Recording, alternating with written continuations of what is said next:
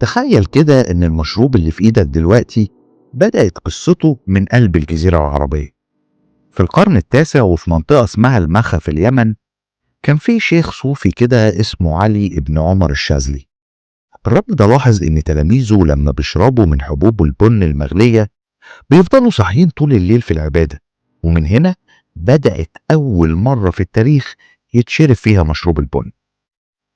القهوة في البداية كانت مشروب روحاني بتسهر بيه القلوب قبل العيون، وانتشرت من اليمن لمكة وبعدين للمدينة لحد ما وصلت القاهرة، وظهرت أول المقاهي في التاريخ الإسلامي.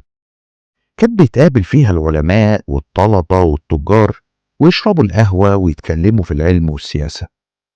بس كعادة أي حاجة جديدة بتظهر الكل مش بيكون راضي عنها.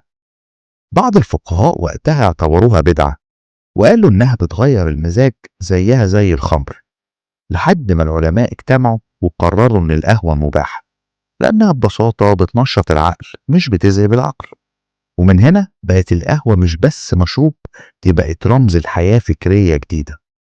ومع توسع الدولة العثمانية وصلت القهوة لإسطنبول وبقت جزء من حياة الناس هناك. ومن تركيا بدأت الرحلة لأوروبا.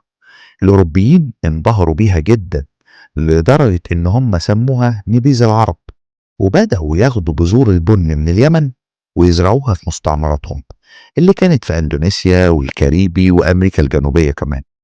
وهنا بدأت تظهر أسماء جديدة زي البن البرازيلي والكولومبي. بس الحقيقة إن كل شجرة منهم أصلها من اليمن. يعني العرب هم اللي اكتشفوا القهوة، والمسلمين هم اللي نشروها، والعالم كله هو اللي بيشربها النهارده.